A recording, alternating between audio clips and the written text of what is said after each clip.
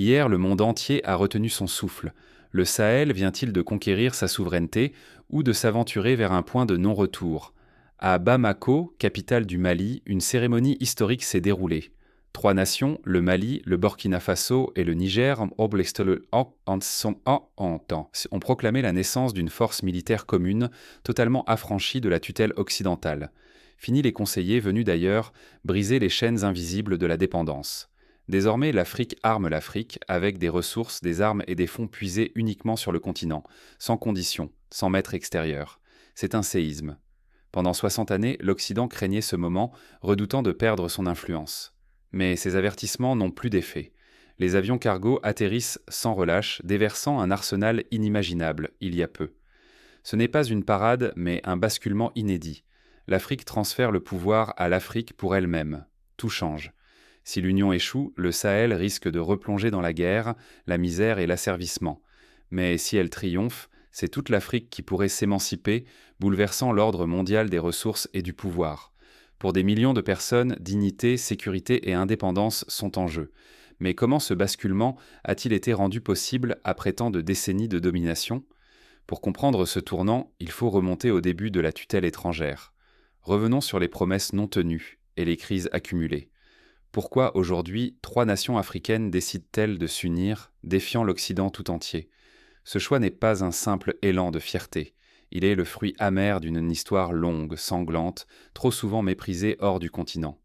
Le Sahel, depuis plus de 2 décennies, a été ravagé par des groupes armés islamistes. Djihadistes, factions d'Al-Qaïda, filiales de l'État islamique, ils ont transformé des villages entiers en champs de ruines. La peur, la mort, l'exil sont devenus le quotidien. Derrière chaque attaque, ce sont des populations abandonnées, livrées à la violence et à l'indifférence générale. Ce n'est pas un phénomène récent. En 2002, la région subit déjà les premiers assauts de groupes armés, souvent équipés d'armes venues de l'ex-Yougoslavie ou récupérées dans le chaos libyen. Les enlèvements de travailleurs humanitaires, les embuscades sur les routes reliant Bamako à Gao, les razzias dans les villages du Gourma. Cette violence s'est enracinée année après année, au point de transformer la géographie même de la peur. Les écoles ferment, les enseignants fuient, les dispensaires sont pillés ou détruits. La vie s'arrête, suspendue à la prochaine attaque. Face à ce chaos, les grandes puissances occidentales interviennent. La France avec Cuirae, avec l'opération Serval puis Barkhane, promet stabilité et victoire. Mais la réalité fut tout autre. Après avoir repris des villes stratégiques comme Gao, Tombouctou ou Kidal en l'an 2013, l'armée française a refusé de rendre le contrôle aux forces maliennes. Kidal, symbole cuisant, une ville libérée par l'étranger, mais interdite à ses propres soldats. Pour les militaires maliens, comme Assimi Goïta, ce fut une humiliation gravée dans la mémoire. Ces hommes ont risqué leur vie, combattu côte à côte avec les troupes françaises, pour ensuite se voir barrer l'accès à leur propre terre. Une alliance en apparence. Mais derrière les sourires officiels, une trahison profonde qui a miné la confiance et attisé la colère. Ce sentiment d'abandon n'a fait qu'empirer. Les équipements, quand ils arrivaient, étaient vieux. Les financements, toujours conditionnés. Les stratégies, dictées à Paris ou à Bruxelles, rarement conçues à Bamako ou Ouagadougou. Pire encore, les décisions cruciales étaient insoumises à l'approbation occidentale, alors que les terroristes frappaient sans relâche. Le résultat ? Une génération de soldats et de citoyens marqués par la rage et la frustration. Ils ont vu les richesses de leur sol s'envoler, les contrats miniers se négocier dans l'ombre, les promesses de développement se dissoudre dans la poussière du désert. Ignorer cette histoire, c'est se condamner à répéter les mêmes erreurs et à subir la même domination. Mais pour comprendre comment la colère s'est transformée en une volonté farouche de souveraineté, il faut regarder en face la succession de trahisons et d'humiliations subies par toute une région. Regardons plus loin dans l'histoire. Au lendemain de l'indépendance, dans les années 60, l'Afrique promettait déjà de se libérer du joug colonial. Mais très vite, des accords secrets maintiennent la tutelle. Par exemple, en 2007, le Niger signe un contrat de 40 ans avec une multinationale française pour l'exploitation de l'uranium d'Arlit, moyennant des royalties dérisoires. Les bénéfices échappent aux populations locales, tandis que les villages alentours souffrent de pollution radioactive. Ce schéma se répète au Mali, au Burkina Faso, partout où une richesse naturelle attire les convoitises. En 2025, cette colère s'est cristallisée en une décision irréversible. Le Sahel est prêt à écrire une nouvelle page, sans tutelle étrangère. Et si l'Afrique avait enfin décidé de briser ses chaînes avec ses propres trésors, ce qui semblait impossible s'est concrétisé sous nos yeux. De jeunes capitaines, comme Ibrahim Traoré au Burkina Faso, ont pris les rênes. Leur obsession: reprendre sans permission ce qui leur appartient depuis toujours. Première étape, récupérer les ressources. Après des décennies de contrats iniques, les mines d'or ont été nationalisées. Les sociétés étrangères, qui transféraient près des milliards vers l'Europe ou le Canada, ont été expulsées. L'or du Burkina Faso, du Mali et du Niger reste désormais sur le continent.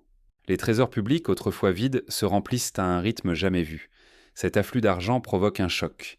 Fini les aides sous conditions, les dettes toxiques, les budgets militaires imposés de l'extérieur. Pour la première fois depuis l'indépendance, l'Afrique finance sa défense avec son propre or, son propre uranium. Les caisses pleines permettent d'équiper enfin les soldats selon leurs besoins réels.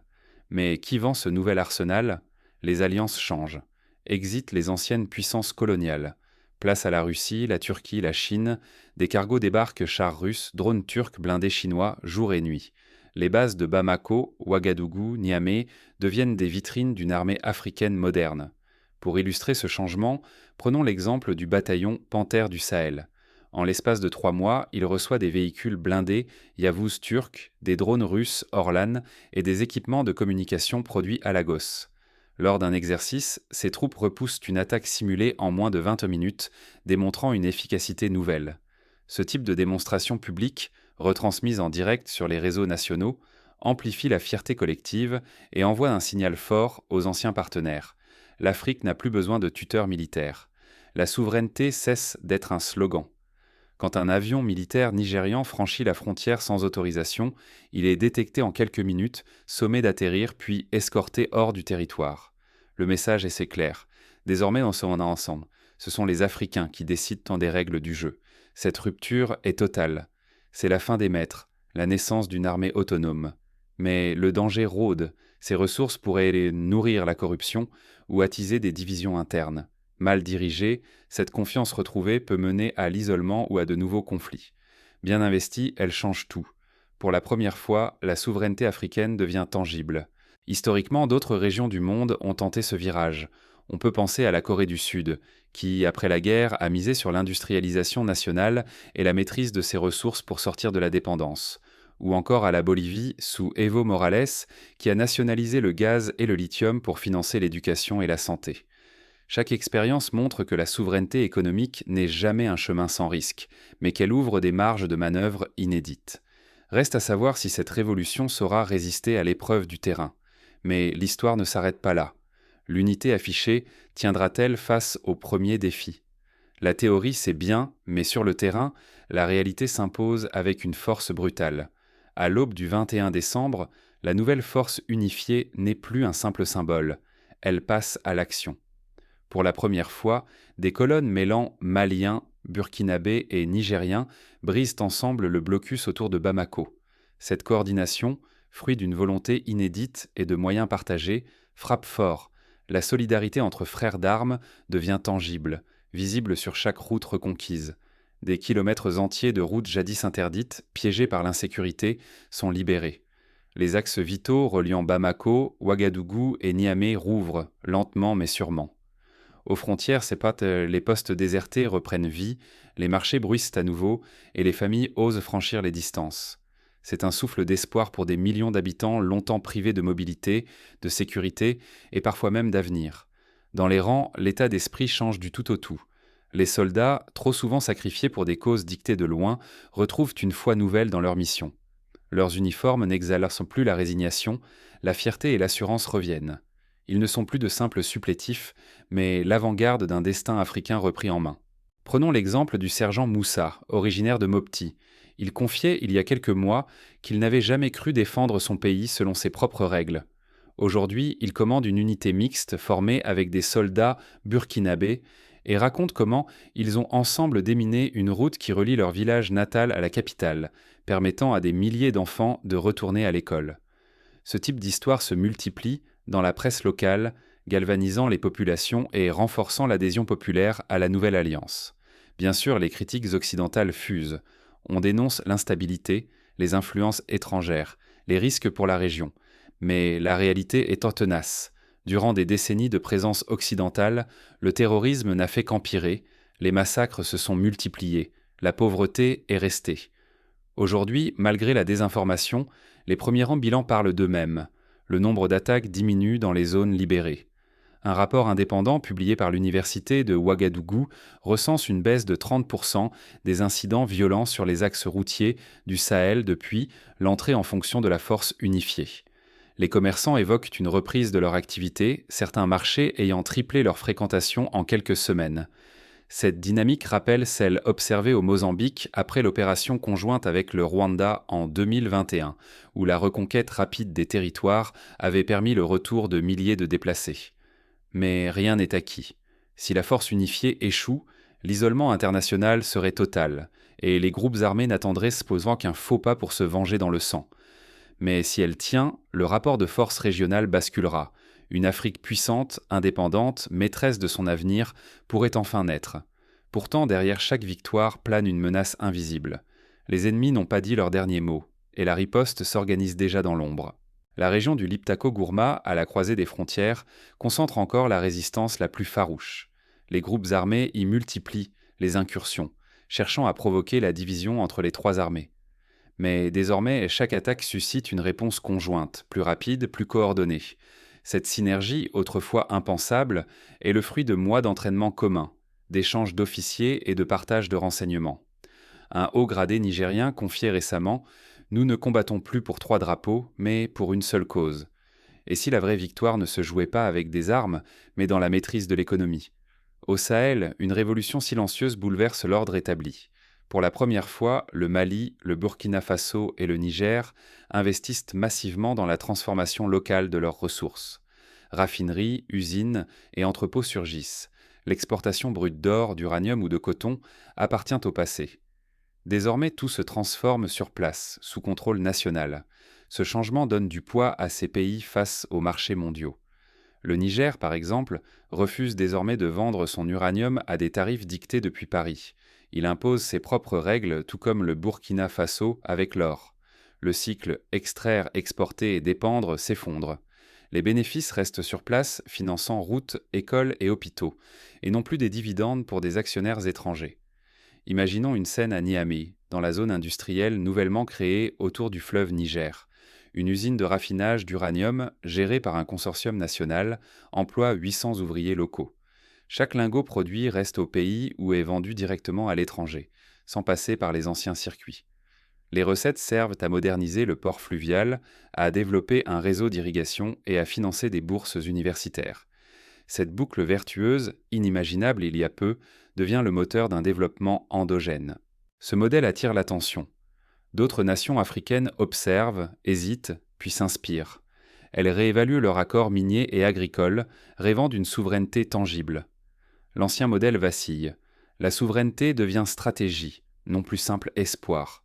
L'Alliance des États du Sahel s'impose alors comme laboratoire. Elle offre au continent un premier modèle africain de croissance et de gestion autonome des ressources. Plus qu'une coalition militaire, elle devient un manifeste pour toute l'Afrique. Si elle réussit, l'Afrique prouvera qu'elle peut prospérer sans maître, forçant le monde à revoir ses règles. Mais si elle échoue, la désillusion sera cruelle. L'indépendance ne serait qu'un mirage, et l'ancien ordre colonial reprendrait ses droits. Les enjeux dépassent le Sahel. Les regards, les capitaux et les espoirs de tout un continent convergent vers cette expérience inédite. Mais la route vers l'autonomie économique est semée d'embûches. Les puissances étrangères n'entendent pas abandonner le terrain sans livrer bataille. Les pressions diplomatiques s'intensifient. Les grandes institutions financières internationales suspendent certains crédits, espérant forcer un retour à l'ordre ancien. Des embargos ciblés sont envisagés sur les exportations de minerais stratégiques. Mais le Sahel riposte, il s'ouvre à de nouveaux partenariats, notamment avec l'Asie et l'Amérique du Sud. Le Brésil propose des transferts de technologies agricoles, l'Inde signe un accord pour la fourniture de médicaments génériques, la Turquie investit dans la construction d'infrastructures routières. Cette diversification réduit la vulnérabilité face aux sanctions occidentales et accélère l'intégration régionale. Le monde retient son souffle. C'est en Afrique que l'avenir se joue désormais. Sous les yeux stupéfaits des grandes puissances, une nouvelle ère s'ouvre à Bamako ce 20 décembre 2025. Ici, la question n'est plus de savoir si le continent changera, mais qui aura la force de façonner ce changement. 60 années de dépendance, d'humiliation et de compromis donnent brutalement la place à autre chose. L'alliance du Mali, du Burkina Faso et du Niger, inédite et solidaire, brise la mainmise des anciens maîtres. Les leviers de la sécurité, de l'économie, de la souveraineté, ils sont désormais tenus par des mains africaines. Pour la première fois, depuis plusieurs générations, la peur de la pénurie, de la soumission ou de l'abandon s'estompe. Les peuples du Sahel, trop longtemps joués des intérêts extérieurs, saisissent une chance historique. Leur alliance militaire, financée sur des ressources nationales, équipée sans condition, n'est pas un simple geste. C'est le cœur même d'une révolution silencieuse. Mais l'histoire ne tolère pas l'attentisme. Ceux qui hésitent risquent de devenir étrangers à leur propre destin, condamnés à vivre selon des modèles importés. Refuser ce tournant, c'est accepter que la dignité et la prospérité demeurent des chimères, toujours confisquées par d'autres. Désormais, chaque nation, chaque citoyen doit prendre parti. Marcher vers l'autodétermination ou rester prisonnier de promesses vaines venues de loin. Le Sahel a choisi, il ne mendie plus sa liberté, il l'a bâtie à sa façon pour ses enfants. Le poids de ce choix est immense. Le monde observe, anxieux ou fasciné, car tous comprennent que ce qui commence ici franchira d'autres frontières, soufflera sur d'autres peuples. L'Afrique n'est plus spectatrice. Elle écrit ses règles, prête à bouleverser l'ordre établi. Ce virage n'apporte aucune certitude, sinon celle de reprendre la maîtrise de son histoire. Le temps des modèles imposés s'achève, celui de l'ambition souveraine commence. Qui osera s'en emparer ? Pour chaque spectateur, pour chaque citoyen africain, ou d'ailleurs la question reste ouverte, mais la dette de l'histoire, elle, se clôt aujourd'hui. Entre soumission éternelle et souveraineté assumée, le Sahel a tranché.